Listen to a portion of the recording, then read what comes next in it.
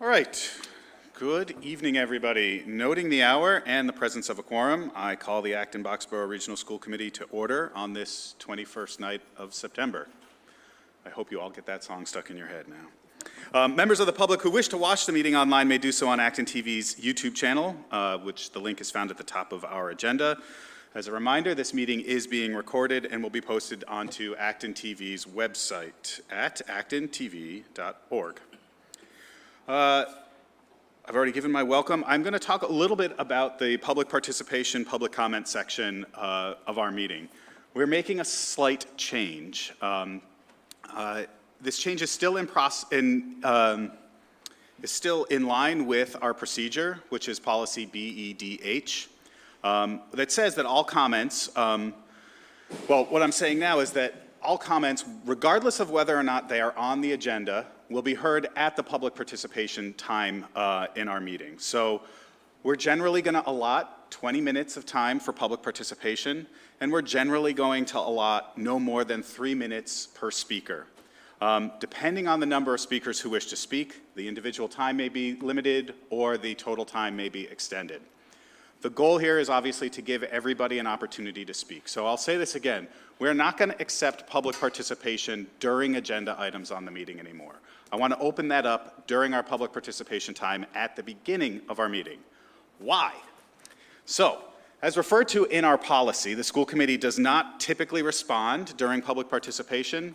And that's because some of the items that you may come and speak to us about may not be on our agenda. And should we reply or have a discussion about those, that could be considered a violation of the open meeting law should we begin to deliberate on those topics that are not on the agenda. So that's why we don't typically respond to items that are not on the agenda. In the past, for those agenda items or the items that were on the agenda where the public wanted to speak, the agenda item would be presented to the school committee, then the school committee would discuss, and then we might take some public comment. This meant, though, that the school committee was often deliberating on a topic prior to hearing from the public. So by putting public participation for all items, both on and off the agenda, at the beginning of the meeting, we're giving the public an opportunity to provide some input and insight, ask questions. Again, we may not respond to them, but that happens in advance of the committee then discussing and deliberating the topics. So now the public can use their time to make comments, to ask questions, and it's possible now for us as a committee to consider those, address those, or maybe even forward that question to the presenter during that time on the agenda. Now it's important to remember that while this meeting is open to the public, and we're very happy to have you all here, this is not a public meeting. We're not here to take comments on every item that comes before this committee. And that's one of the reasons why I want to limit and put that public comment at the beginning of our meeting. We want to be able to make sure that once that's done and give everybody an opportunity to be heard, that the committee can then get through all of the work that we need to get through. And this will basically help us run a more efficient meeting. Now, as with all the changes that we're trying to put in place this year, changes to the way the agenda is presented, changes to public participation, I'm happy to take feedback from the committee and the public on how this works. This is not an item that's set in stone. It will evolve probably a little bit as the year goes on. But I wanted to present this to both the committee and the public now. I want to set the stage. I think we've got a couple items that are going to come in front of the committee over the next few months that might garner a lot of public input. And so I want to set the precedent now that this is how we're handling public input from now on. With that, I'm going to open the floor for public participation. May I see briefly just a quick show of hands of how many people are looking to speak this evening? 1, 2, 3. Wonderful. 4. 3 minutes each. Mr. Peterson.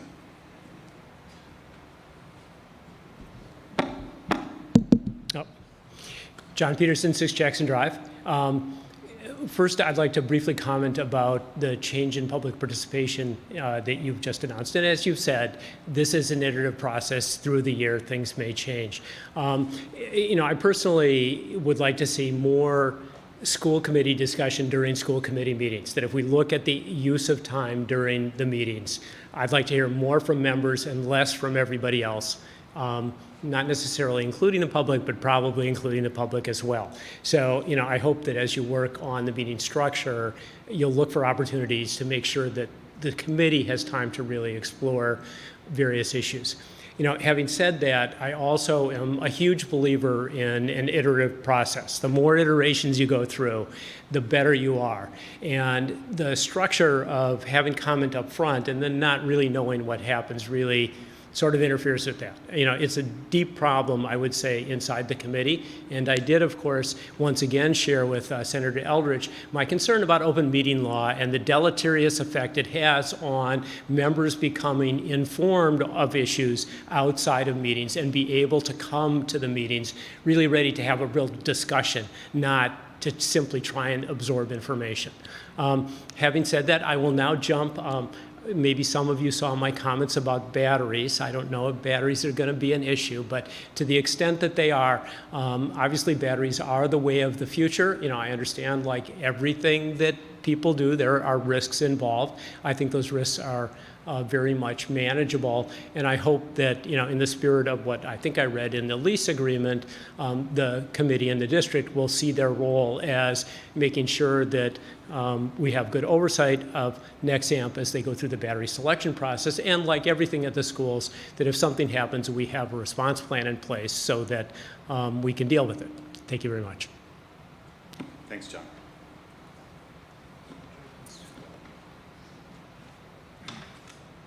My name is Michael Schwartz. I'm at 24 Brucewood Road. I just have, two things, but the first thing is a question. I know you're going to vote tonight on whether to extend Nexamp's lease on the property for the projected ESS boxes. Is that your last vote, or will you be able in the future to weigh in and vote actually yay or nay on whether to actually install the boxes, i.e., will you vote on this again in the future when the project is further along, or is this it?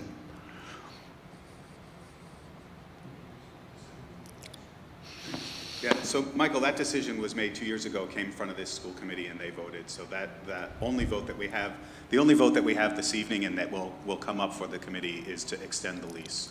The rest of the remaining votes have already occurred.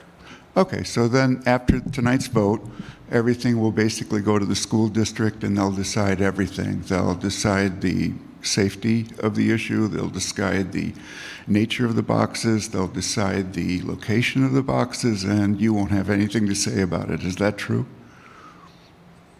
I think we've gone beyond my knowledge of what the next steps may be and how they'll be handled. So I think that probably the best step for you, if you've got those types of questions, is to forward them to myself and Peter, and we can get someone to answer them. I think Peter already probably knows, and I think if you do vote yes tonight, you're probably giving him a blank check because you don't have any of the knowledge you need to make a decision tonight. You don't have the health and safety assessment in front of you. You don't know where the boxes will be placed. You don't even know how many boxes there will be. So if you don't have a future vote, tonight's vote is a throwaway. You're just abrogating your responsibility. Second thing, let's imagine a box or boxes right across the road from the elementary schools, Gates and Douglas. Now, we know that they can explode. They've exploded many times in the past. They have injured people, these explosions. They've hospitalized people, and they have killed people. We count up to 30 explosions since 2017. They're rare, but they do happen. Now, let's imagine an explosion in that location across from the Boardwalk campus. What's going to happen? One, these explosions can be very violent. 30 seconds. Good. They can set fire to trees, which I doubt would affect the school buildings. But the biggest issue is the spread of HF gas from west to east, because that's the way the wind usually blows in Acton. If that happens, deadly, poisonous hydrogen fluoride gas will pour plumes of them, clouds of them, which can move very quickly, very fast, long distances. They will pour over the campus. Thank you. You bet.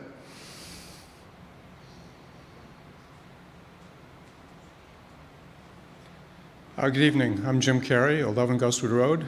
Two things. One, I love moving the comment section to the beginning of the meeting because I'm sorry to tell you all, but I'm going to bolt as soon as I finish saying what I have to say. And you've just saved me an hour anyway. But second, I wanted to make a comment about the batteries as well.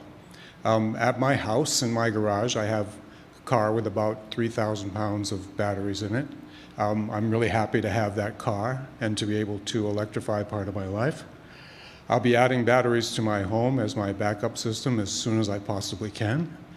I believe that battery backup systems are one of the best things we can do to mitigate the amount of carbon put into the atmosphere by generation of electricity. And I fully support making sure that we do what we can to create that conservation environment. And in this case, that means installing batteries. Thank you. Thank you. Hi, Mike. Good evening. I think everyone here knows me, but for the folks watching at home, my name is Mike Balulescu. I'm an Acton resident, a Merriam parent, an R.J. Gray teacher, and president of the ABEA, our district's teachers union. I'm here tonight to raise awareness in the community about the lack of air conditioning in our school buildings. The week after Labor Day, temperatures in New England soared past 90 degrees, which meant that close to 1,000 students in our district, particularly at Blanchard, Conant, and R.J. Gray, were asked to spend the week in classrooms without air conditioning. If you've never had to learn or teach in a classroom without air conditioning, I can assure you it is a suffocating and miserable experience. Students overwhelmed by heat and humidity struggle to learn effectively in these conditions. Adults overcome by exhaustion struggle to teach in these conditions. Make no mistake, school days where classroom temperatures reach close to 90 degrees or even higher are lost days. No educator, no matter how dynamic or skilled, can support the academic, social, or emotional needs of students in a hot, stifling classroom. It is in some ways a cruel irony that we invest so much time as a staff creating inclusive, trauma-sensitive spaces to support our most vulnerable students, and yet we allow those same students to learn in hot classrooms almost preternaturally designed to sap a person's patience and tolerance and resilience and self-regulation. We have a duty as a public school district to provide safe, healthy learning conditions for students and safe, healthy working conditions for educators. By continuing to ignore the need for universal air conditioning in classrooms, we are giving up on our mission every fall and every spring when we ask children and adults to endure an environment few people in this room or watching from home would tolerate in their own workplace. And yet I know, and Peter Light knows, and everyone in this committee knows, that even if we were willing to discuss a plan for universal air conditioning, our budget is already inadequate to meet our needs. I'm not naive to the serious financial challenges our district faces right now. That's why my ask of you tonight is simple. For the sake of our students and for the sake of our world-class educators, let's find a way to fully fund our schools. Let's advocate on Beacon Hill or have a frank conversation with our taxpayers so that we don't have to choose between building investments or administrative staffing or special educators or elementary classroom assistants or air conditioning or funding for all-day kindergarten or everything else our students and families need and deserve. Thank you. Thank you, Mike. You left 5 seconds on the counter. Well done. All right, any other members of the public wish to make public comment at this time? Wonderful. Thank you all. Peter, Superintendent's update. All right. So there are a large number of things in the update, so I'm going to be very, very brief about each. One, we're going to send out some help for parents on how to set up Parent Square notifications. We know parents are getting a lot. Parent Square by default has all of the text messages on. Every time someone posts something, they're receiving a text message. We've actually now gone in and set to that to digest. So parents right now, the default setting is once a day, at 6 p.m., they're going to receive the text and the email telling them, here's what's in Parent Square for the day. So hopefully that helps, but parents can personalize that to be able to receive every single message every time if they want. Or they could say, I don't want any text notifications, just send me my emails either daily or as they come. So there's a lot of customization to that, so we're sending out instructions for how to do that. If you do hear people saying that, well, I'm not sure how, the first step, they actually have to create an account. That's important because you can't do any of the work until you create that account. So we're going to encourage people to do that. Sunday at sunset begins Yom Kippur, which is a day of atonement in the Jewish faith, and so we just want to recognize that solemn day in the Jewish calendar. The overarching theme for Yom Kippur is repentance, and during the holiday, all thoughts are supposed to be centered on this theme. So there is no school on 9/25 due to the observance of that holiday. This is also Hispanic and Latinx Heritage Month in our schools and around the country. It's an annual celebration of the history and culture of the U.S., Latinx, and Hispanic communities. We're going to send out some recognition about that with some information for families.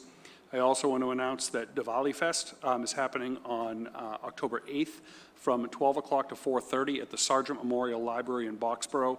This is an opportunity to bring people together to celebrate Diwali, which is the Indian Festival of Lights. So we'll send some information out to families. I was able to go last year. It was a tremendous event with absolutely fantastic turnout, so we'd like to encourage people to attend. We have our first Cartwheel Care mental health webinar for families and caregivers coming up on October 4th, and that is going to be focused on addressing school-related anxiety and school avoidance. So we'll be sending out the link to that webinar, along with information on how to sign up and what it's about. On October 15th, we have the ADL Walk for Hate, which is organized by Congregation Beth Elohim, and we're helping to sponsor that event with them. We would love you to join us on October 15th for the walk.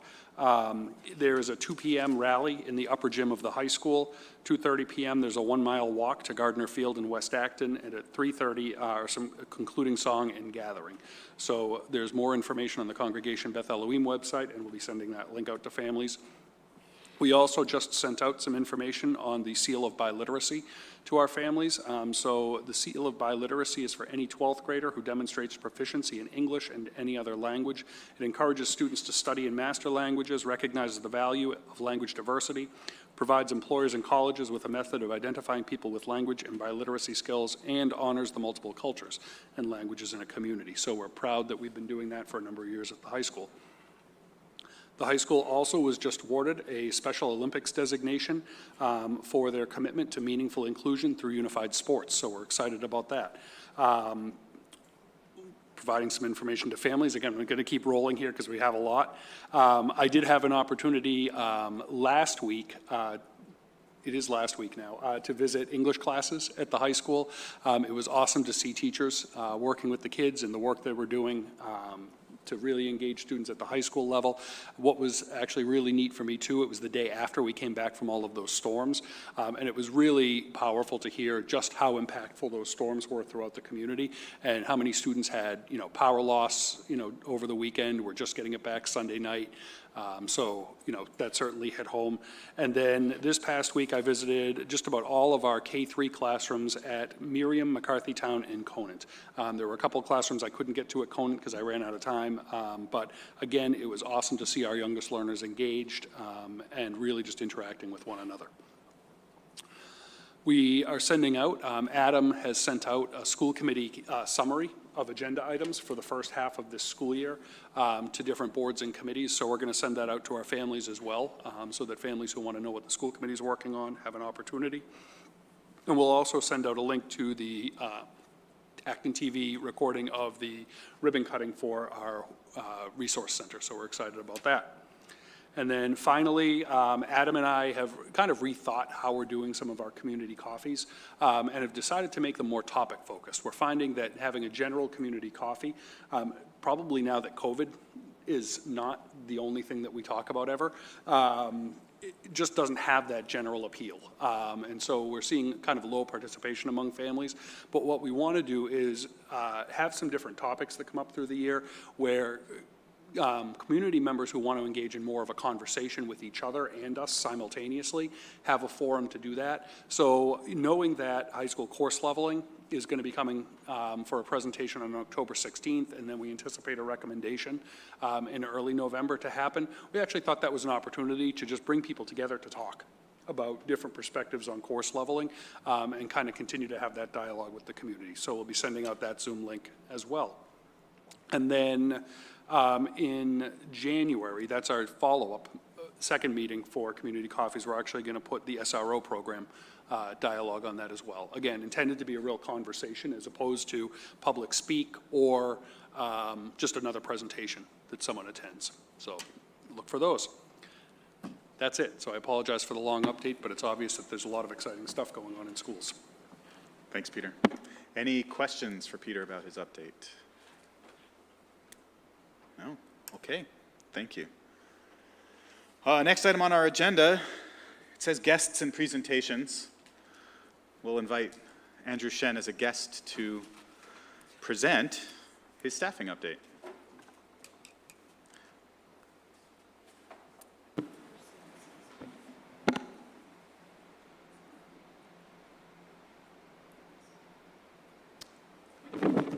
All right, good evening, everyone. I appreciate the time to offer everyone here an update on our staffing now that we are starting the new school year. I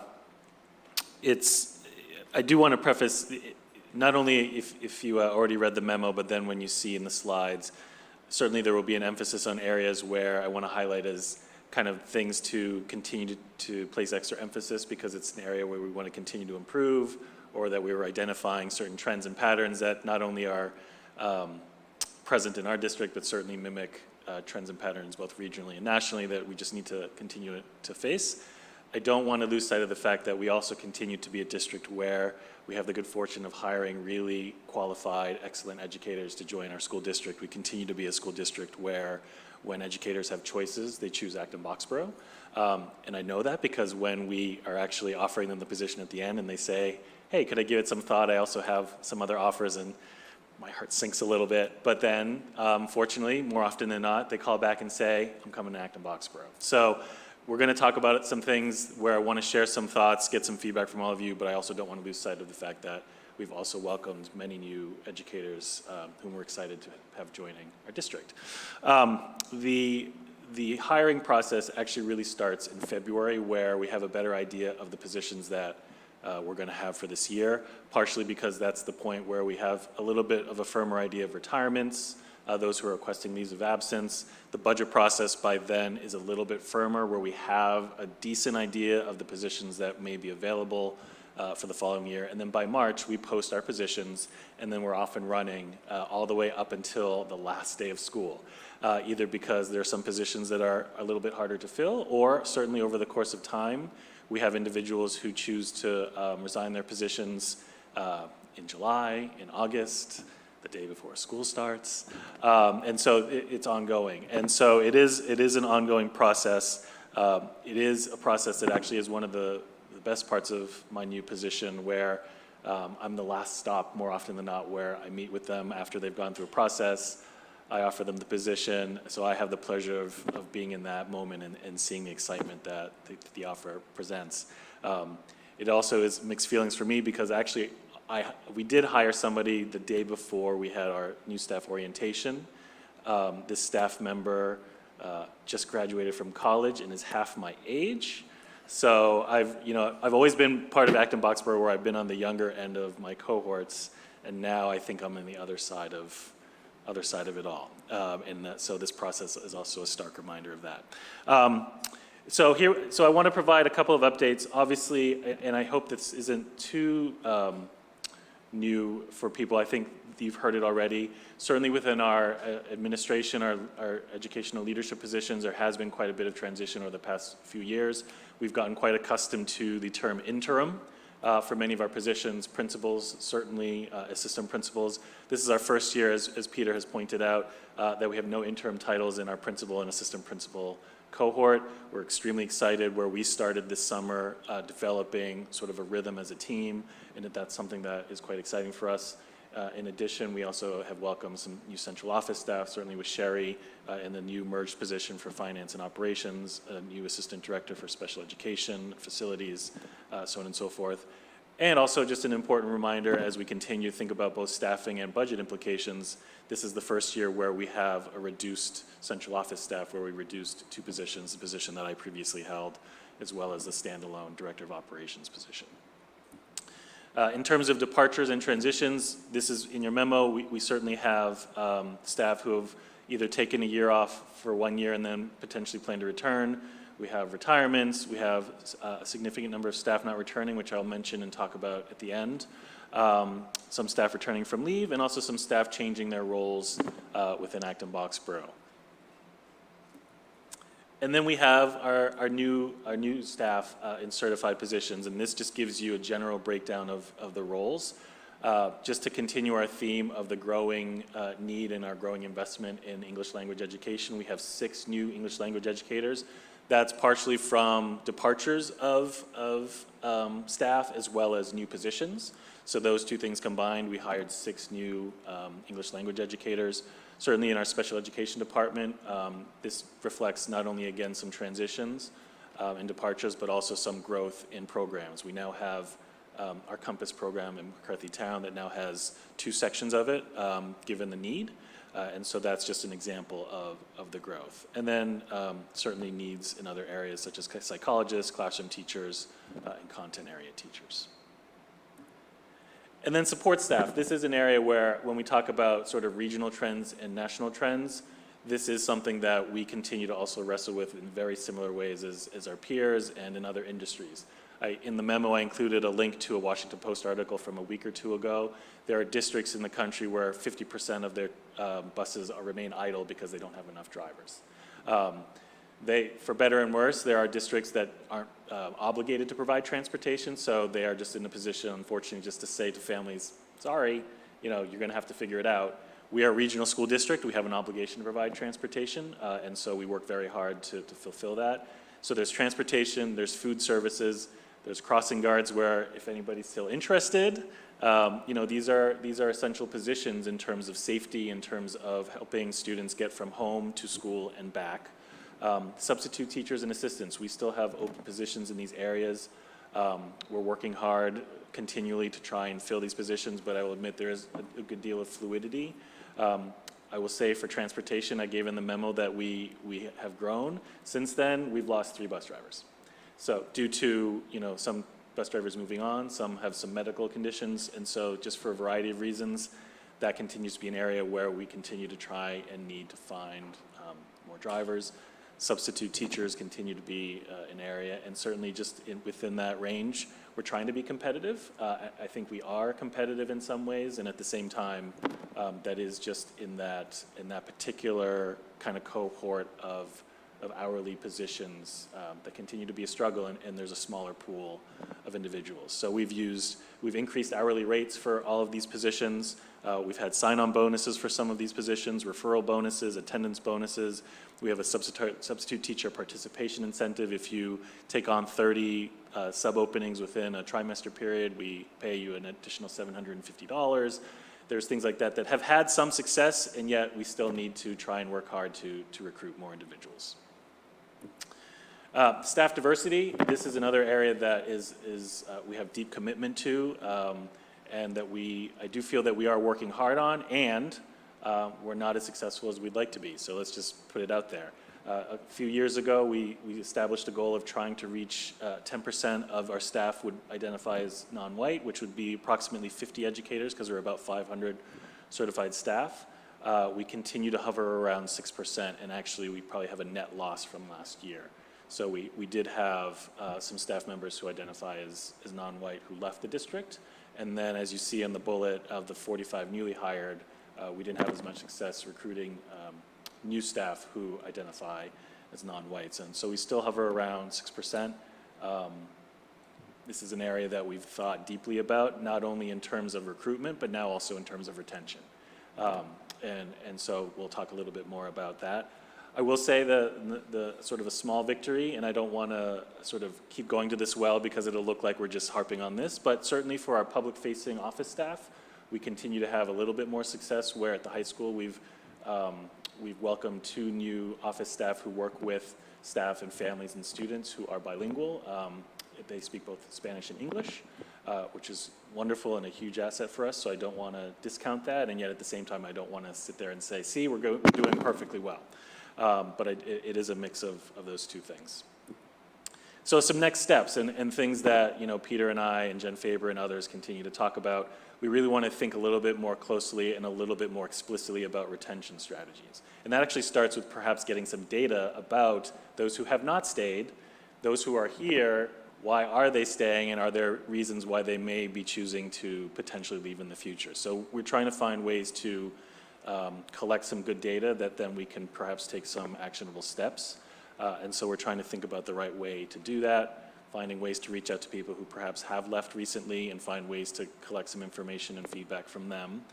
And then certainly we do have a BIPOC affinity group for staff, and we're trying to think about ways to leverage that group to expand some of the supports, some of the connections that can be made as a retention strategy. And then also, what are the recruitment strategies that we want to expand on? We recently were accepted into the Massachusetts Partnership for Diversity in Education, which is a consortium of many public schools in Massachusetts who all have a shared goal of sort of broadly DEI efforts, but certainly with an eye towards staff diversity. We actually had our first Zoom yesterday. On the one hand, it was very excited to hear about sort of shared commitments and shared ideas and strategies. So it was nice to hear that some of the things that we already have been doing, such as the affinity group, such as hiring, training for our hiring committees, and some recruitment strategies are things that other districts are starting to think about or have tried. What's a little bit tough is they're also facing similar challenges in terms of the success of those strategies. For all of us, I think we all share the challenge of a struggling pipeline. So the pool continues to remain small. You know, are there ways that we individually can help expand the pipeline? Perhaps. Peter and I have talked about ways that perhaps as an individual school district we could explore it. But at the same time, it really is a challenge that requires broader and more kind of concerted efforts at perhaps a state and national level in terms of investing in teacher education and investing in teacher education for underrepresented groups. Budgeting. So obviously we always want to take a look at implications with budgeting as we think about our hiring.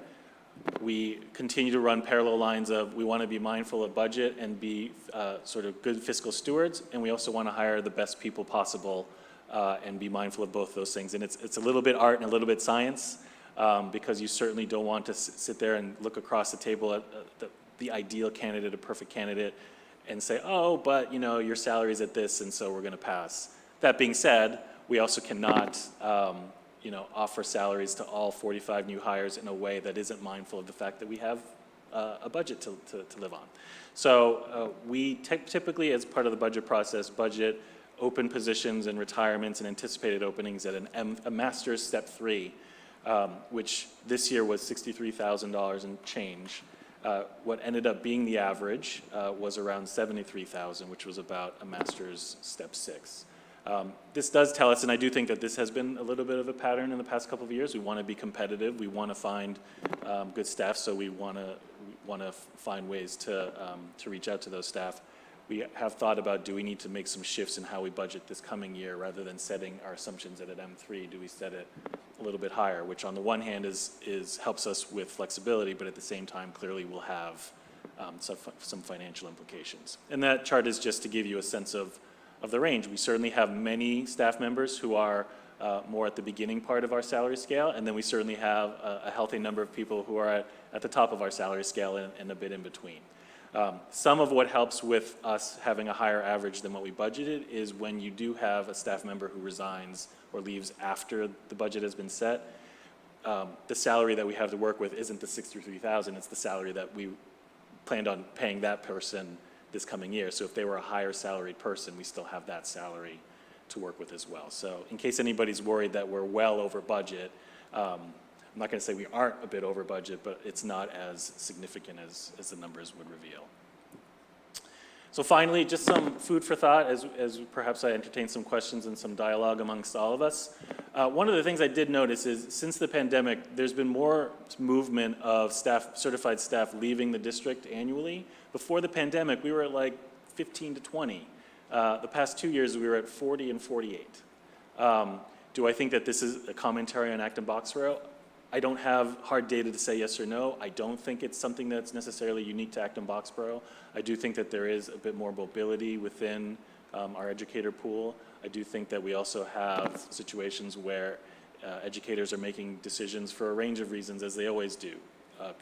Better commute, potentially a district that may offer a more competitive salary, family choices, family planning, and things like that. So I do think that there's still very common reasons that we've experienced before, but I do think we have seen a good bit more mobility, both coming in and going out. There are roles within this that are harder to fill, psychologists, nurses. Those are two areas where I also think that for lack of a better term, the competition just isn't within our field of education.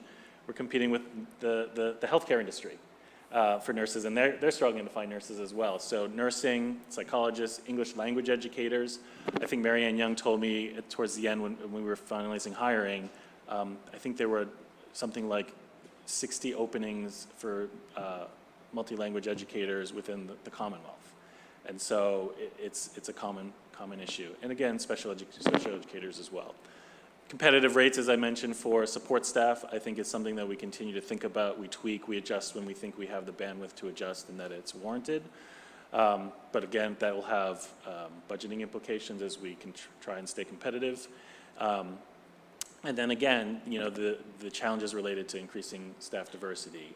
That's not trying to make an excuse or explain away some of the challenges that we've had, but just to simply acknowledge there's work to be done on our part, and I think we also are trying to kind of better understand the contours and the challenges that exist more structurally for us. And again, I do want to end on that note of, despite these challenges, and they will be ongoing ones, there's so many people we met this year who are joining us who we're so excited to have with us. We're excited for the relationships that we're going to have with all of our students. I'm thinking of a few right now where after I met them, it was just one of those things where I was like, please say yes, please say yes, please say yes. And they did. And it's only to the benefit of our district. So with that, I apologize if I spoke too quickly, but I wanted to make sure that we had a little bit of time to wrestle with some of these topics. Thank you. Thanks, Andrew. All right, we're going to go around and the committee's going to ask questions, and lots of people I'm sure have questions. My ask for you, Andrew, is to try and make your responses as concise as possible so that we can get to as many questions as possible. On it. I heard giggling over there. Becca. Hi, Andrew. Thank you for pointing to the systemic challenges that we face. I know for years we've been seeing articles that there is a shortage of people going into the teaching profession to begin with. I wonder if we're able to look sort of beyond the state for recruiting efforts also? Yeah. Thanks for the question. Yes. Certainly when we post on certain platforms online now that has a more national reach, certainly School Spring is one of the primary ones that has a reach. Some of our success has been from individuals who were moving to the Commonwealth for other reasons and were looking for employment. I can actually think right now of 3 or 4 who I met who were moving from Maine, one from California, and a few other states who joined us. So I do think that actually is an area that we've had some success with. Other comments or questions? Go ahead, Victor. I'm just curious, how competitive are salary offerings as compared to other districts? Yeah, I would say it depends on also the years of experience of the candidate. So I would say certainly at certain points in our salary scale, we tend to have a leg up on some of our peer districts, and then in other years, certainly I think towards the middle of the salary scale, we tend to be more competitive, and then certainly when we can tell our story, we become much more competitive as people progress within the district, because we have a perpetual increase built into our salary scale, which is something that isn't as common in other districts. So once you are here and once you've developed some years over time, you start to gain ground or also exceed others. But certainly there are districts, you know, within the Metro West and the 128 belt who also have some financial wherewithal that offers them a bit more flexibility. But generally, we're fairly. Generally, sir, yeah, I feel very confident saying that we're well within a competitive range. But I would also acknowledge that for certain roles and in certain positions, there are other districts that might have some advantages. Thank you.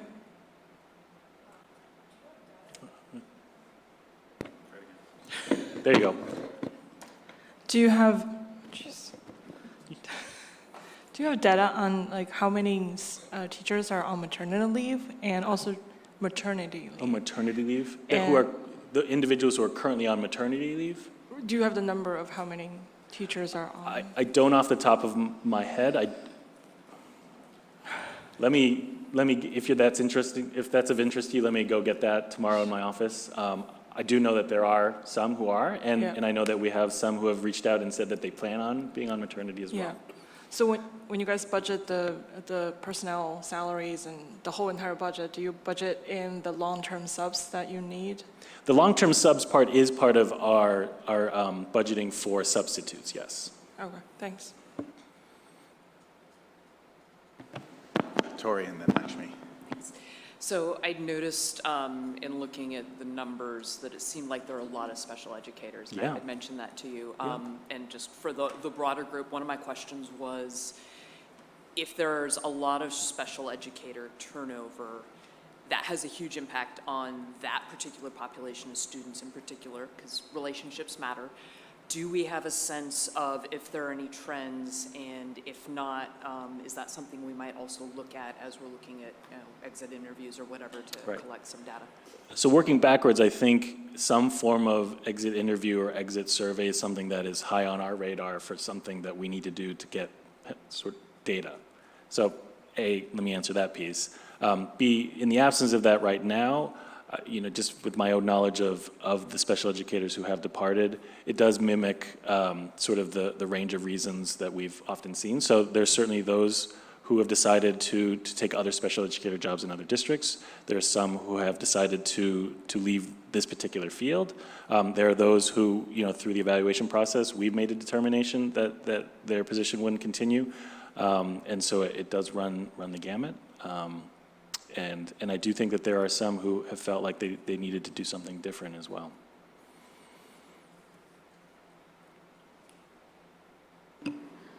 Do we hire fresh graduates, and if so, do we go to campus recruiting? Do we have fresh, I'm sorry, what? Fresh graduates? Fresh graduate? Yeah. Meaning, have we hired individuals who just graduated from Yeah, college? with a Master of Education degrees, that kind of. Yes, so we actually have probably a healthy number of individuals who are at the beginning of their career, so you know, either the first or second year, which is reflected in that chart about sort of 11 hires on the beginning part of our salary scale. So we do have a healthy number of individuals for whom AB is their first teaching position. And do we do campus recruiting? I mean, I know you said you post in different places. We haven't done campus recruiting in so much as going to a campus and doing sort of recruiting fairs. I haven't been made aware of colleges that have done that specifically for teaching. We have had consortiums in the Metro West area that do recruiting fairs. So before COVID, we would have an annual recruiting fair that would often happen in Newton or Needham, where about 15 school districts would join.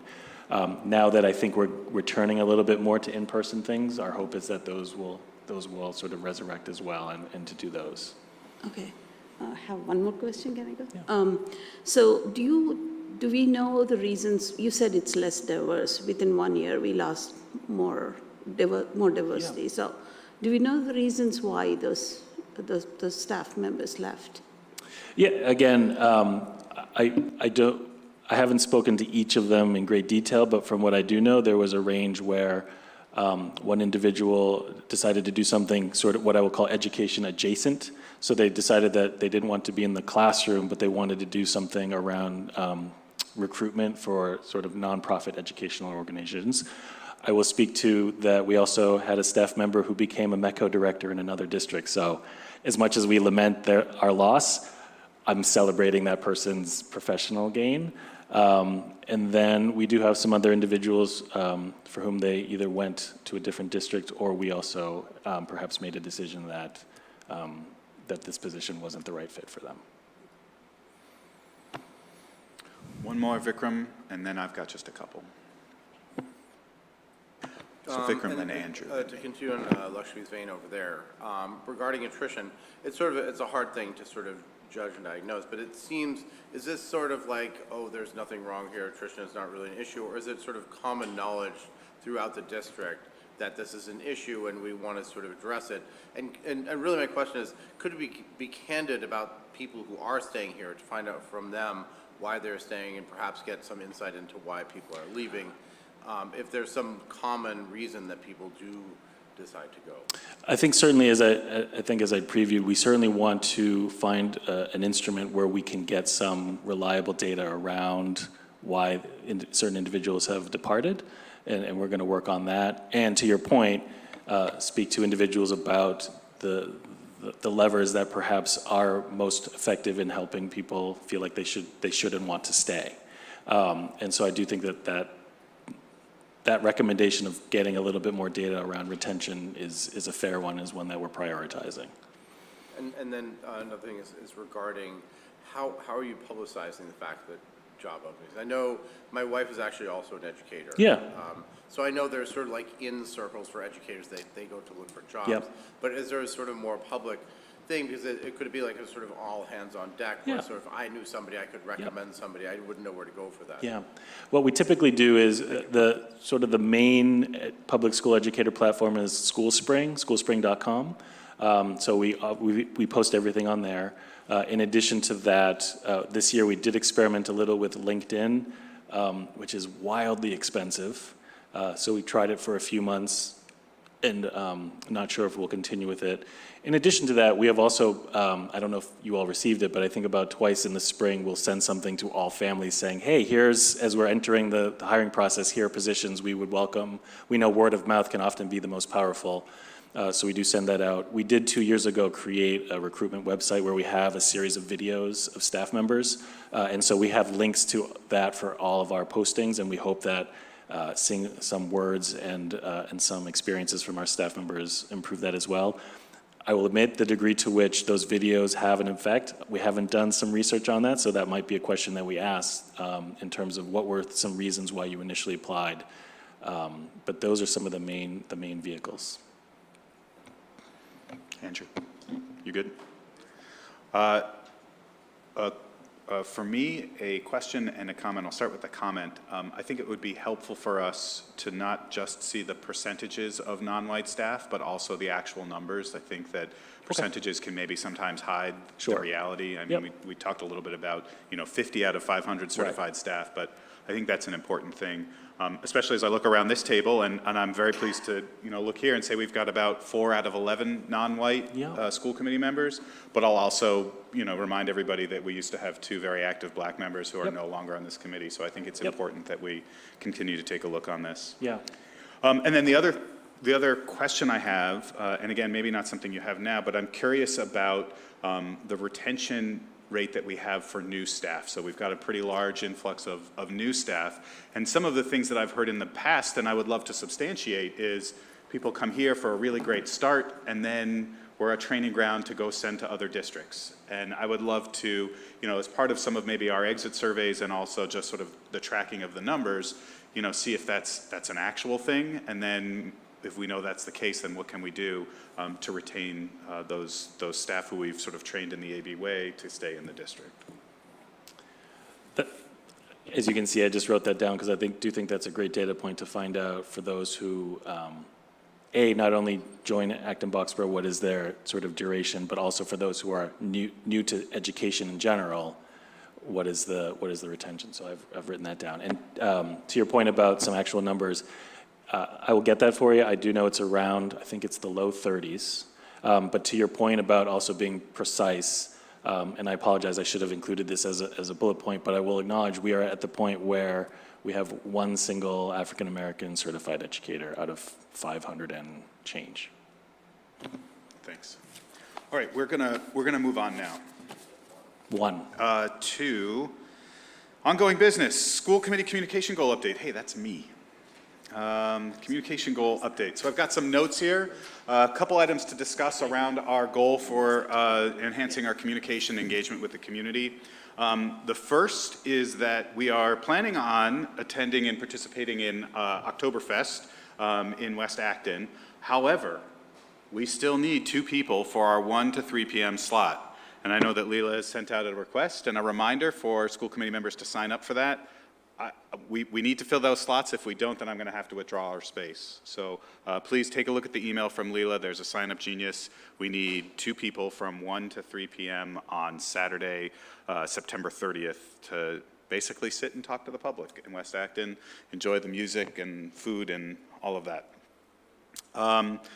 Second, a reminder for the committee, as part of our goal to communicate better with the community, we also need to communicate better with our administration and our staff. I'm going to make a public plea here for every one of the committee members to check their AB email at least once every other day, and not only check, but reply to the emails that may have items assigned to you. I know that we get reminders pretty frequently from Julie. It's not her job to keep track of us, so we know we've got some school tours coming up. We're looking to make sure we know who's coming there. The emails are also how I will reach out to you individually to ask for support on some of these communication items. So I know I've got at least 5 email addresses that I've got stuff coming in on me on. My ask is simple: once every other day, take a look. Don't forget to reply. I will give you a pass if you've been in a car accident, had a killer virus, or are traveling overseas. Just let me know. Absolutely fine. As Peter mentioned in his update, we did share a memo with all of the both towns' boards and committees, and then also with the local newspapers, Boxborough News and the Acton Newspaper Initiative, sort of highlighting what our agendas look like. So you all should have gotten that in your AB email that you check every other day. The idea here is to give you an idea, telegraph what's coming up, right? So that, you know, if you've got questions in advance of the packet, you can send those our way. Maybe you can help inform some of the information that's going to be presented to us, similar to like what we saw tonight from Andrew. Fourth item on the communication goal update. This one's not so much communication goal, but it's the only place I could fit it in on the meeting. Attendance and timely arrival at subcommittee meetings is crucial. We've had some subcommittees that could not meet because we didn't have quorum. We've had some subcommittees that have started late because we didn't have quorum until 15 or 20 minutes afterwards. A good part of the work that we do as the school committee happens in those subcommittee meetings. And if we can't meet or we start late, we can't get that work done in a timely manner. So please, attend the meetings that you've committed to. If you have a long-term commitment, this time is never going to work for me, let me know and we'll work that out. If you have a one-off conflict, let the chair of that subcommittee know. We can typically we can miss one person and still meet quorum, but if you don't tell us and somebody else tells us and then we don't know that we don't have quorum, now we've just called 3 people in, some administrators, all of those people for a meeting that can't happen. So work with the subcommittee chairs if you've got a one-time conflict. Subcommittee chairs, for those of you who are in the room who are subcommittee chairs, please make sure that you're completing your agendas online in time with our posting requirements. Julie has sent some of that out. She can support with that. And then also I will ask the subcommittee chairs and remind everybody else in this meeting that taking minutes at those subcommittee meetings are our responsibility. So chairs, please go through and assign someone to take minutes for the balance of your meetings so we don't have to stumble on that at the beginning of a meeting. And then if you've signed up, please take minutes. If you need help with how to best take minutes, there is a template available that Julie will share with us, or you can ask her to share, and then you can reach out to myself, to Andrew, to Liz. We've all taken meeting minutes before. And Becca knows how both not to take meeting minutes and how to take meeting minutes. To her credit, she over-recorded and we got a transcription of every word that was said. We don't need that. Again, Julie can support you if you can't find those templates. And then the last item that I have around our communication goal is, as Peter mentioned, we've got the Walk Against Hate on October 15th. I'll be reaching out. Very important for some of us to be able to represent there. I think I personally may have a conflict, so I won't be able to attend, so definitely looking for some committee members to attend there. And it was great to see committee members at open houses. Some of the elementary schools had open houses this past week. At the opening of Danny's Place, I saw a couple committee members, so thank you. If you're in the public, please, if you see us out there, like John Peterson did my first day on school committee, attacked me at Roche Brothers, please come and say hi. Don't necessarily attack me, but say hi. If you've got a question or a comment, you know, we're out here and want to communicate with you, both the work that we're doing, but also some of the reasons for the decisions that we make in our committees. That is all on my communication goal update. So any comments or questions? And I'll say that this is our time in an open public meeting to discuss and coordinate some of the work that we're doing. So if anyone has questions, ideas that they want to throw out, now would be a great time. Vikram. I have a question about questions. So I was a liaison. I went to CPAC on Wednesday and went to Danny's Place and I met their, Amanda, right? Right, and then I went to Danny's Place, in fact, this morning. But now, as sort of liaison, I sort of met and sort of gathering information, but I'm not sure if this is the place to ask you about this, or whether I should contact you directly about this. So I think, you know, we have time in our meetings to do subcommittee member reports. Okay. I think that if you've gone and you've acted as a liaison to one of our boards or committees or other advisory groups, and you feel like there's something worth reporting back, sometimes there's not, you're just there, you're listening, you're learning, that's fine. If you feel you've got something you want to report out to the committee, let us know, and we've got that time on the agenda. We just want to make sure that we do list that on the agenda. So typically by Wednesday, so by next Wednesday is when we're setting the agenda for the October 5th meeting. Always err on the side of caution, meaning if you know you've got a CPAC meeting and you want to report out or you're not sure, tell us, we'll put it on the agenda. If you've got nothing to report out, then you can say I have nothing to report. I'd much rather have it on the agenda than not. Okay. Lakshmi. So you mentioned that open house, right? I wanted to understand the parameters of that engagement. Can school committee members walk into any of the events at schools? Or are there guidelines what we should and should not do? I think, you know, we've talked a bit about this in our workshop, right, in terms of what is the role and responsibility of a school committee member. And at the same point, what we said was that we want to be available and out there in the community and talking to people. Okay. So, you know, I think some of us have kids in schools, right, and they were invited. Some of us got invited and wanted to stop by schools and say hi. I think if the reason for going in particularly into a school during an open session, that's absolutely fine. If there's any other time, those are usually tours that are arranged through the administration. So that's the tour that we've got coming up in a couple weeks. So I think, you know, like we said, Peter, as the administrator of the district, is really responsible for those. If you want to go and see a school or see something specific, that's something we should arrange with Peter. Okay. If there's an open house, if the public is welcome in, then we're part of the public. We go and represent the public. Yeah, but still not a good idea to engage with the staff. I think that would be the goal, right? Yeah, I mean, I think not outside of an open session, like an open house, and then I think you need to use your best judgment in an open house. Are you there you know, I would say I was there to go talk to the other families and see the other families who are at that school, right? That's who we're trying to engage with right now. You know, staff may come up to you and say hi, and that's absolutely fine, but we have to defer the management of the staff back to Peter. Okay, thanks. Yep. Leela. I also just wanted to say that I'm typically at the farmers markets in Acton on Sundays from 10 to 1, registering people to vote and other random things. So feel free to stop me there and chat with me. Oh, and they go till October 15th, and they're at the Elm Street Playground. Thank you. Yeah. You know, we do, Julie sent out some information for school committee member tours of schools. that we do organize. So we'll have a round in the fall, and I think we're shooting for another round in the spring. So that is an opportunity to get into schools during the school day. We generally don't ask that, like, school committee members are trying to interact with staff on a regular basis, because I think there's different perceptions among staff members at times about what's the role of a school committee member in a school. I think that at times can make staff uncomfortable if they're being introduced to someone as, oh, this is a school committee member, and you don't have their child.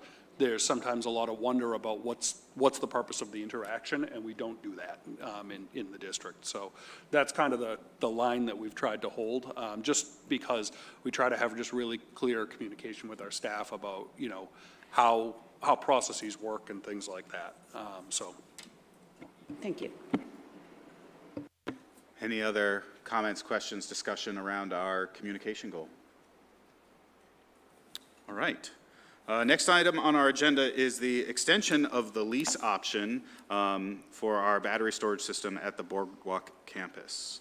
Peter, do you want to walk us through this? Sure. So there is quite a bit of information in your packet about this. The relevant pieces, some of it is updates for tonight's discussion and requested vote, and that goes through page 6 of the 90 pages that you were provided, is specific to the lease option extension, which is what we're asking you to vote tonight. We thought it was important, however, that you also had all of the information that the school committee voted back in, I think it was June of 2022, that include all of the exhibits, location of the proposed battery array, all of the other information about the lease the actual agreement with Nexamp to construct this and the requirements that we hold them to. So that was presented to school committee when J.D. Head was here, and that was voted on, I forget the date in June, but it was 2022. So essentially what has happened as we began this project, we knew that there were unknowns in terms of the location and exact structure of the solar array, and specifically the solar canopy, which is that parking canopy that you see at like REI stores and things like that. They're becoming more and more prevalent because that solar canopy was being constructed in a place where, at the beginning of the project, a school building actually existed. And so they couldn't do all of the geotech testing that they had to make sure what they thought they would construct could be constructed in the exact manner that it would end up. So now that the school was down, they did some initial geotech testing in this past, about, I'm going to say last December. They did that, and it took them a little bit of time to get the geotech reports back and review it, but essentially a couple of the spots that they had drilled into were inconclusive about being able to actually put the footing for the solar canopy and getting it to sit on bedrock. They just needed to do more testing to make sure that what they thought they could construct could happen. So they needed to come back. They did that work this summer where they did the additional testing. At the same time, we had already specified a date of August of this past year for Nexamp to essentially commit to the project and exercise this lease option. They need the additional time to make sure that what they can do is constructible. They're very committed to the project. They're taking on all of the cost of this additional testing, which is about $50,000. They have agreed that even if they have to redesign some of the project, they're committed to it in terms of the size of the solar canopy, location of panels, things like that. And what they really wanted was an extra several months to be able to make sure that they came up with whatever design worked for that site.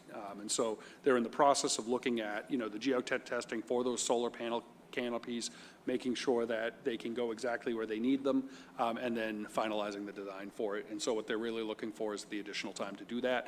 So we're proposing an extension into early December of this year. We've had our attorney, Jessica Wall from Anderson Krieger, doing all of the negotiations around that to protect district's financial interests. We recognize that if, under no circumstances are we going to be paying for the additional geotech testing, but if they have to redesign the solar canopy at all or reduce the size of the solar canopy, it could affect the PPA price that we had agreed to, power purchase agreement price, which is the cost per kilowatt hour, just because the cost of the project changes in overall scope. So That's really the notion. There's a, kind of an overview from me in the packet. There's also an overview from Attorney Wall, provide you background information, and then a copy of the First Amendment to that lease agreement that we are requesting a vote on tonight. And so the vote is to approve the amendment, the First Amendment to the lease option agreement, and authorize the superintendent to sign it is what we're seeking tonight. Happy to answer any questions. Thanks, Peter. Questions from the committee? Shen, and then Becca. So thank you for letting us know we only had to read the first 6 pages, but I just have a question. So the extension of the lease is actually to enable NextChem to come here and do the geotesting so that they can install the canopies to the safety regulations and guidelines to help that project. Like, I guess it's to make it safer, right? No, I don't want to mischaracterize that. Okay. When you construct a solar canopy, you have a series of steel pillars that have to go in, and they have to sit on concrete footings that have to go down a prescribed distance into the ground to make sure that the solar canopy is structurally sound. And so the geotech testing that they're doing now includes just coming in and drilling small holes down to find at what depth they find the bedrock so that they know that those concrete footings are going to sit squarely. So it actually has more to do with the design of the solar canopy than, and how many panels can go in, than overall safety concerns about the project. I wanted to talk about the battery storage, which is part of this, right? We're voting to extend this lease, and we don't really know what the geotech is going to come back with. So that puts us in a bit of an awkward position. And I think something I'd like to put out there for the public is, and while I know that we can't budget for this, it's unfortunate that this isn't publicly owned, that we are leasing from a company. I'm aware that that's how most people are doing these projects in their homes, but that just sort of adds an extra layer to this of conflict for me. What are the next steps that we're looking at in terms of timeline, and like how long will this lease go on for? When should we, look out for more information? When will decisions be made and all that? Sure. So this lease option extension would carry, I believe it's December 4th, was the date of the actual extension for this before NextAmp has to commit to the project. And they believe that's enough time to let them fully evaluate it. They're also simultaneously going through all of the various permitting processes that they need with the town of Acton, and that includes the various safety reviews, making sure that the project is, built to code, built to, state, federal safety requirements, meets with the town's, regulations that they have in place, bylaws, things like that. So that's also in process, and they're pursuing it in parallel to the work that they're doing on the actual solar canopy. We had an initial hearing with Board of Health. There's a hazardous materials permit that's required from Board of Health, which I actually believe is more specific to the glycol mix in the battery pack, which is part of the refrigerant for it, as opposed to the actual batteries themselves, is my understanding of it, although I am not an expert in this. However, Board of Health requested some additional information from us, just I think due to some of the residents' concerns, which is understandable. They wanted to know, do we need to do this with a battery pack? And the short answer to that was there's a lot of federal incentive right now to tie battery packs to buildings because there's additional benefit to being able to modulate power to the buildings, particularly during peak hours of energy use. Having a battery pack allows you to mitigate some of that off-grid time. So that was one reason why we were doing it. Having the battery pack was also part of the original project and impacted the energy fee that we end up paying. So it actually lowers the cost per kilowatt hour for us. So if we did it without the battery pack, that would increase our cost per kilowatt hour. What we also wanted to do was make sure that the project was safe for the surrounding community and obviously our school. And that was something the Board of Health just had questions on and wanted to make sure that was fully understood.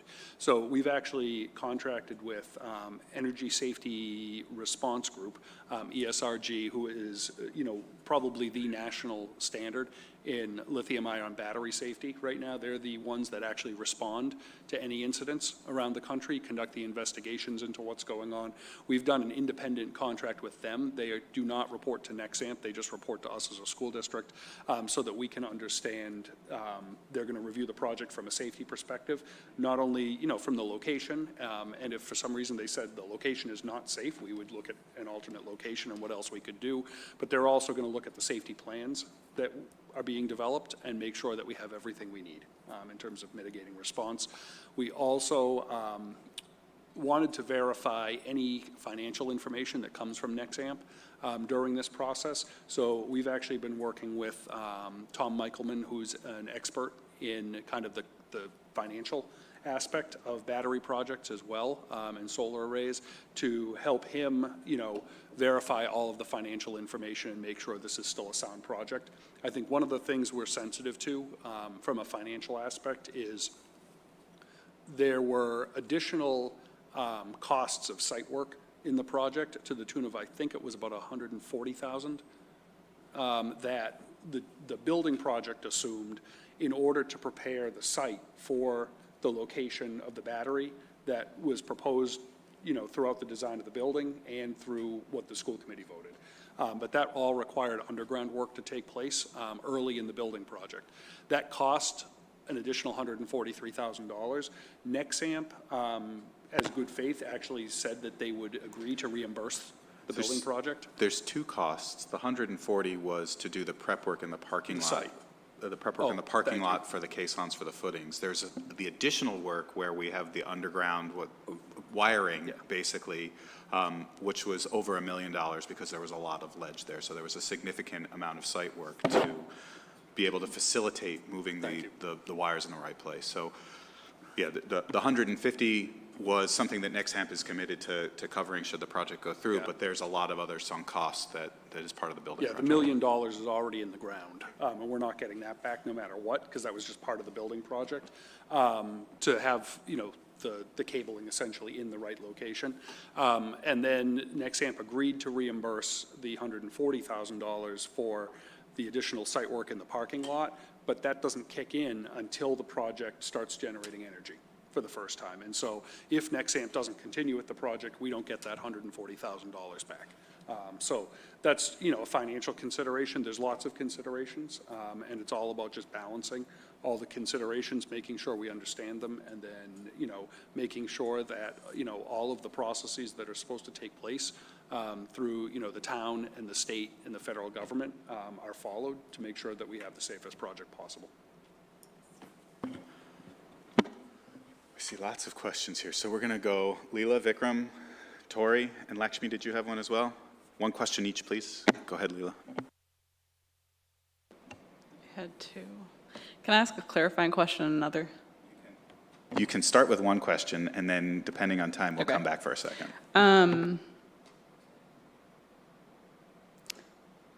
Just so I'm clear, are we making a vote tonight before we have access to the results of that independent safety eval? Yes. Okay. Vikram. So the site where this is going is where there was a school building previously, right? The solar canopy, where they're doing the geotech, Right. was located over where gates used to stand. Right. And so with that being said, I'm confused why they have to find bedrock. I mean, an entire school was standing there. I would think that given today's technology, it's just a matter of sort of fussing around to find it. So I guess really my question is, what is the probability that they're not going to find this footing that we think is going to be there, and we'll have to relocate, and there'll be some, larger problem as a result of it? My overall assessment so far, having met with Nexamp, and again, I think, we have to wait for the engineering to come back before we can say with any certainty, is it's not necessarily about all or nothing in a case. It's more about, are there any locations that they need to think differently about? Because there's, I think, something like 20 different footings that they have to check. And so it might be that in some small area of the project that they don't get the depth they need. In another area, it is constructible, and they have to just think about the redesign. The solar canopy is a significant piece of the solar project. aspect of this, but we also have solar panels that cover the entire roof of the school as well. So but what we really have committed to and we, had as one of our primary goals for our community was a building that was net zero energy. Right. And that was something that was very, very important in this community. And so having this aspect of the project is really a critical step for that. Tori. So what would be the impact of a no vote tonight? My understanding of the impact of a no vote, it would probably stop Nexamp from continuing with the project.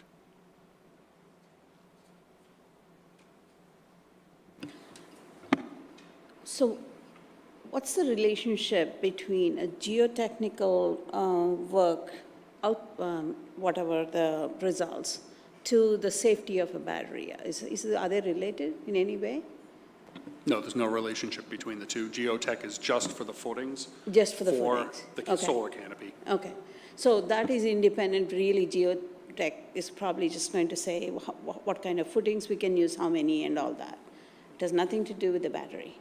Correct. And just to clarify a previous comment about would we have the safety inspection report, Nexamp actually had they have a safety expert team on staff that have all been working throughout the project, and they're required to. They spoke at Board of Health about aspects of the safety. I think what we heard from residents is maybe a distrust of safety information that might come directly from Nexamp because they're also, a partner that stands to profit from it. And so, trying to be responsive to that, what we wanted to do was conduct an independent assessment as well, just to verify those results. But, I think there are a lot of standards in place now at the state and federal level that are designed to speak to that. Ben, sorry, Michael, we're not taking public comment anymore. Thank you. I'm sorry, Michael, there's no public comment anymore. Ben, go ahead. Thank you, Adam. As somebody who works within the energy industry, I think this is a very sound and important project for not only our schools, but our community. The idea of installing a battery backup system or a battery system will allow us to shred the peak, meaning that when our HVAC systems run, when we're using up a ton of energy and a ton of load on the grid, it will allow us to take from that energy and put it back either into the grid or utilize it to offset our costs. These types of projects have been going on nationally, regionally, and locally here. Notwithstanding my position where I work, these projects are so important to achieve zero carbon in terms of a zero carbon footprint. I really strongly advocate and urge my fellow colleague members here to vote affirmative tonight. Thank you. Yeah, go ahead, Yenshin. And then back to Tori, and then back to Lee. So what's the financial impact on the district's budget if it's a no vote tonight? We don't have that, do we? We don't have that information yet because we're just in the process of working with Nexamp to get it, but then also we just entered into our agreement to have the independent consultant do the same. I mean, certainly, what it would mean is we have no PPA agreement in place currently. And so right now we're buying electricity from the grid at full price, which is significantly higher than if you can offset it with solar and net metering. We also, my gut is whatever we have buried underground could reasonably not be utilized anymore. And then, similarly, probably we wouldn't get, I think probably the baseline is we wouldn't get reimbursed the $140,000 to the building project because that is a very specific agreement with Nexamp to do, so. Okay, so I said Leela. We're going to do Leela, Vikram, and then we'll do Tori, and then Ben one more time, and I have at least a couple quick comments. Let's try to keep these short. I think it's a very important topic, but we also don't need to be here till 10 tonight. So I was looking at your letter that you had sent to the Board of Health, I think most recently, and had talked about a future modification needing to be made in order to support energy for the community if the grid goes down. Do you have any idea about the financial cost of this additional future modification that you had kind of alluded to? No, we're still waiting on any financial costs because you can't even estimate financial costs until you have a design. I would say I'm not happy about the fact that we'd be leasing this rather than owning it, but I realize there are other factors that come into play, like the upkeep and the maintenance, all that kind of stuff, and so there is that. But being as we saw a huge storm a week ago Friday that I think none of us have really seen in our lifetimes. I'm over 50. I've never seen that here. Tremendous kind of storms. We're only going to have more of those. And I think the whole idea of having this net zero building, this is a core component of that, right? I also think that we have tremendous, technology battery-wise that's been going on now for decades. Massachusetts is really, really strict and stringent about regulations and how things are done. So I also strongly encourage the committee to vote yes for this. Tori. So what I take away from this is there are a lot of processes still in the works, that people are looking at the concerns that have been raised, that we have multiple eyes on this. We're not just trusting some company. And I'm not comfortable stopping that process when we haven't let it play out yet. So acknowledging that there are some very real concerns, and I appreciate the people who have brought those forward and brought lots of data to us, but I think we have to let this play out. I think we should vote yes on this. Ben, did you have another question or comment? Just a clarifying question. If we vote no on this, this would bar us from receiving direct tax credits as a result, correct? I'm not the financial expert. I mean, if you vote no on this, I mean, well, no, I'm not the financial expert for, in general, and, specific to battery storage and solar PPAs. However, I mean, it would kill this portion of the project, essentially, right? It would stop this. It doesn't mean that the committee couldn't go in a different direction with it, but a lot of the federal tax incentives right now are specific to tying battery projects to new buildings, is my understanding of it. Correct. I just wanted to get that out there. Thank you. Okay, so from my end, first, I just want to share with the committee a couple other pieces of information that may be relevant. Peter and the building committee and all of our consultants have been working really hard on this since we've gotten some feedback from the public since we were at Board of Health. So a lot of what you're hearing tonight is in response to a lot of those questions. Some of them I directed, some of the questions that you asked tonight I've asked Peter about 5 times already, like how much are we going to lose? Are we making sure our kids are safe? How do we balance those two? How do we balance that against the needs of the community who want a greener Acton and Boxborough? So, I want to just highlight that the administration is working very actively on this. And I also just want to highlight that as part of our goal around being very open and upfront with the community, there were emails and messages that went out to all of the abutters of the building in advance of this meeting, letting them know that this was on the agenda, some directly to those direct abutters, but also some through some of our communication methods. So while we do have some people of the public here, and we had some earlier this evening, I just want to let the committee know that we are trying to be as upfront and open about this as possible. That being said, if there are no other questions or comments, would anybody like to make a motion if we feel comfortable making a motion and moving forward? Go ahead, Lakshmi, you got to turn your mic on. I'll make the motion. Okay, so let me rephrase this. I'll make this easy for anybody. Would anybody like to move to approve the First Amendment to the lease option agreement and authorize the superintendent to sign it? And now, Lakshmi, you can just say, so moved. So moved. Seconded. Second. So we had Lakshmi move and Ben seconded. All of those in favor? Aye. Aye. Aye. Any abstentions? 2 abstentions, and any nays? None. So that was, yep. So we're at 9 tonight, so that was 7 ayes and 2 abstentions. And That passes. Thank you all. All right, we're on to our next agenda item, which is subcommittee and member reports.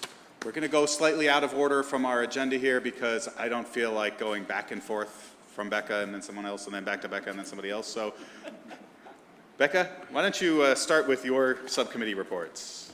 All right, I'll start with ALG. The Acton Leadership Group met on September 7th at 8:30 a.m. and discussed the functioning of the group now that there are new committee members. We also discussed what the town of Acton is facing in terms of balancing the budgets for both the town and the school committee going forward. The most important point of discussion centered around the possibility of a town override and what the timeline of deciding if one is needed looks like. We are committed to notifying community members as soon as possible if an override is coming.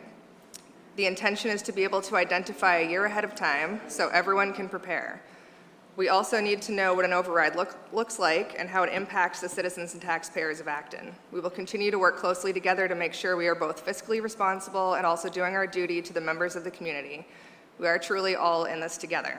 The next meeting will be Monday, October 2nd at 8:30 a.m. at the Town Hall in a hybrid setting. Next, the Budget Subcommittee. The subcommittee met on September 18th at 3:30 p.m. on Zoom and discussed the FY24 updates, the most recent ALG meeting, and the FY25 budget preparations. The FY24 update centered on the continued need to fund and support special ed and ELL students as this population of students grows. This will be tackled via the use of circuit breaker funds for special ed, which need to be monitored carefully. As for FY24, it needs to be said that we face a challenging budget again this year, and the future on the horizon is not necessarily a positive one. On the one hand, we do have increasing revenues from investments due to the rise in interest rates. However, we have cut several curriculum coordinator positions already at the admin level and have a real need to maintain the ones that remain in order to continue our work around literacy goals, MTSS, and other vital work. If we want to maintain level services, that is the services we currently provide to the students of Acton-Boxborough, not a growth or new initiatives, we will not be able to balance the budget easily. It is time to decide where our priorities lie and what our values are. In order to fulfill our promise to the children in our two towns and support the staff that facilitate these necessary programs, we need to find a way to bring in more money. To paraphrase Peter Light, we've already cut away the fat, the bulky muscle, and are now cutting down to the bone. The school funding model is fundamentally broken, and it no longer serves the community. We cannot simply provide services and get the funds required for them. Instead, we have to struggle to find ways to cover our costs each year at an ever-decreasing amount. It is time for change. This will require a multi-pronged approach of organizing to push for change at the state and federal level, as well as clear and open communication with the citizens of our two towns to decide how best to address this issue. We are confident this will happen, as we all agree that educating the next generation is vital to the health of our community. I also want to point out and remind everyone that the annual report has come out and clearly details the budget challenges as well as the changes to the community in terms of demographics. If anyone didn't get a copy who needs one, I'm sure that's available on the district website. Our next meeting will be Monday, October 2nd at 3:30 on Zoom. And then finally, the SRO subcommittee. The committee met on September 12th at 6 p.m. and discussed the information gathered so far and plans to create a presentation to the broader school committee, which will happen on December 7th. Each member of the committee was responsible for researching a particular aspect of the SRO program and sharing it with the larger group. We discussed community surveys, historical data, current trends, and possible alternative approaches, to name a few. Together, we are analyzing this information and coming to a consensus about a recommendation for the whole school committee to vote on in January. Our next meeting will be Tuesday, October 10th at 6 p.m. at the Administration Building, room 23, in a hybrid setting. Thank you. Thank you, Becca. Very busy few weeks. Health Insurance Trust, Andrew. Thank you. Health Insurance Trust met on August 31st, 2023. We welcome Yankton Schmidt, to the trust. We reviewed the year-end finances, and after following the last 3 to 4 years of losses, we anticipate an end-of-year loss of around $1.82 million. We're still dealing with the Harvard Pilgrim data breach and still waiting to get all the correct information. Yes, we're still dealing with the Harvard Pilgrim data breach and starting to realize the benefit of a revised method for acquiring rebates and discounts from our prescription benefits manager. As we look to the future, both for long and short term, we received a presentation of additional cost savings from our partner Gallagher Benefit Services that included PBM optimization, Medicare migration, and cash management optimization. Additionally, a first responder prevention program was introduced that would provide preventative care and services for our community's first responders. And please remember, our next meeting will be on the 28th day of September at 8:15 a.m. Thank you. I can give the update for Policy Subcommittee. Policy Subcommittee did not meet because they didn't have quorum. Ben, Capital Sub. The Capital Subcommittee meeting was held on Wednesday, September 20th at 4:30 a.m. Mountain Time, just for those wondering.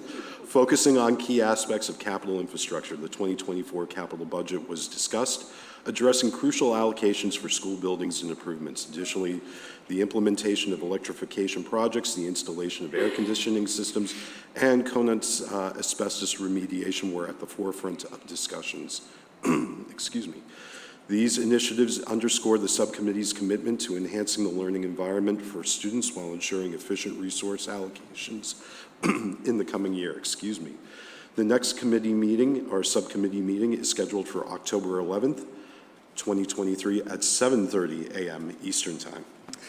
Thank you, Ben. Appreciate your commitment to waking up very, very early. All right. Items on the consent agenda, which is where we're at now, do not usually require a discussion and are approved with one vote unless any member would like to hold an item for discussion and a separate vote.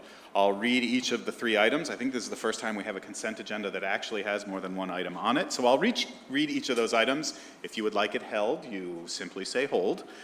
Members do not have to have attended a meeting to vote on the minutes. Item 1, approval of ABRSC meeting minutes of 9/7/23. Item 2, annual authorization of the junior high student activity funds and clubs and activities. And item 3, the CT Douglas PTO projected spending and donations for 2023-2024. Seeing that none were held, I will accept a motion to approve the consent agenda. So approved. So moved. So moved. Second. Your mic wasn't on. Oh my gosh. It was clean. I think that Leela got the motion correct, which is so moved. And then I believe that Ben got the second on that. We'll give him the second. I don't know, what's the ref say? Okay, fine. Andrew got it. It may be self-dealing, but we're still municipal, so it's Right. okay. Okay, so Yes. we had a motion, we had a second. All of those in favor? Aye. Any opposed? Any abstentions? That is unanimous. Thank you all. I'm hoping that someone has scrolled to the bottom of their agenda and has clicked on the statement of warrants and is willing to read a very long list of numbers to the committee. Becca. I just love talking. I move that the school committee vote to approve the below-listed warrants totaling $4,708,875.16. AP vendor warrants as follows: 24-004A dated 8/17/2023 in the amount of $703,778. I'll start over. $703,778.53.